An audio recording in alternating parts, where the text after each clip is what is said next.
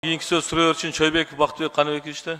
Саламатсыздар, урматтуу кесиптештер, урматтуу Улан Бердибаевич.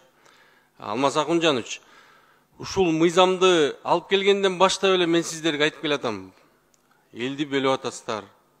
20 000 плюс 1 деп атасыздар. Мына өткөн жумада Талас областынын айыл өкмөттөрү келди мага. Спикерлери бардыгы чогуу келишип, ушул маселе да көтөрүлдү. Мен сиздерге айткамбы? Айтпай койгон жокмун. Алдын ала мен сиздерге эскерткем. Сиздер мына сунушту кабыл алабыз дедиңиздер эле. Мына 3-чү окууга дагы болбой эле алып келатсыздар да.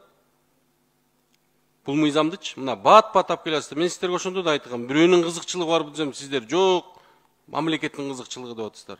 Ачык эле айтыңыздар анда. Эмне мындай кылып атасыздар? Сиздер башка мыйзамды долбоорун сунуштасаңыздар, анан биз ошону өткөзөбүз деп сиз да айттыңыз эле. Туурабы, аксакал? Экөөнү чогуу алып келели эки мыйзамды дегенбиз. Анда токтотуп коелу бул мыйзамды. Тигини биз даярдап алып келели, сунуштайлы, анан экөөнү чогуу алып келип өткөзөйлү анда. Кандай кайра алып келе бересиздер? Уят дем ушу. Эртең бул өзүнүн акыбетин көрсөтөт, анан кийин кеч болуп калат да. Эмне бөлүп атасыздар? Атайын эмне жардам берип атасыздар бул эмне? Ызычуу болгонго. Уят да ошо. Жооп берип коюңузчу. Сиз туура маселе көтөрүп атасыз. Бирок жогорку кеңешке мыйзам долбоорун киргизүүнүн да процедуралары бар. Ошо процедураларын сактап, анткени эки мыйзамга болгондо өзүнчө, тигондо өзүнчө.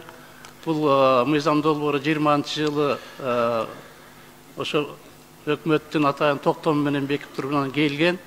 Ошондуктан бул экинчи мыйзамды багыныбыз керек болчу да. Ошондуктан биз ошол экинчи мыйзамды азыр дагы башталышында айттык. Эгер бул маселени толук кандуу чечиш үчүн эки мыйзамга бир убакта өзгөртүү киргизишни демилгежиш керек деп туруп. Мен ошону эске өткөндө айткам да, азыр кайталап атам. Биз ошо процедуралардын бардык тартиптерин, эрежелерин сактоо менен деп ошону айтканбыз. Бирок сиздин көтөргөн маселе туура. Бирок биз региондон чыккан эмеспиз, элдин санына мыйзамда бекитилген ченемден гана чыкканбыз. Бизде региондорго бөлүп жаруу деген эч кандай оюбуз жок. Туура түшүнүп коюңуздар. Жок, мен сиздин ниетиңизди жакшы билип атам, бирок ошолго өзүбүз алып келип атабыз да. Медер мырза, сиз айтсаңыз, бул 3-чү окууга муну кармап турсак болобу, алып келбей? Өзүнүн убактыбыз барбы? Канча мөөнөтүбүз бар?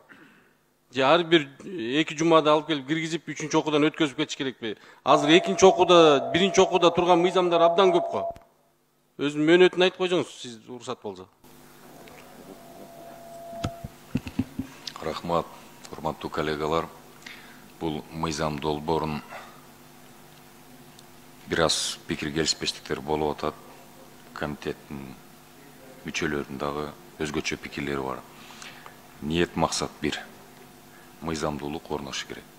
Адилеттүүлүк орношу керек.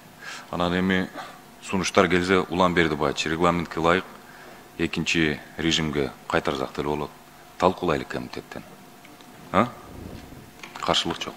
Эң чоң рахмат. Бул мыйзамды абдан талкуулайлы, дагы карайлы, урматтуу демилгечилер. Биз элди, журтту бөлүп албайлы. Бизге ынтымак керек азыр. Чоң рахмат сиздерге.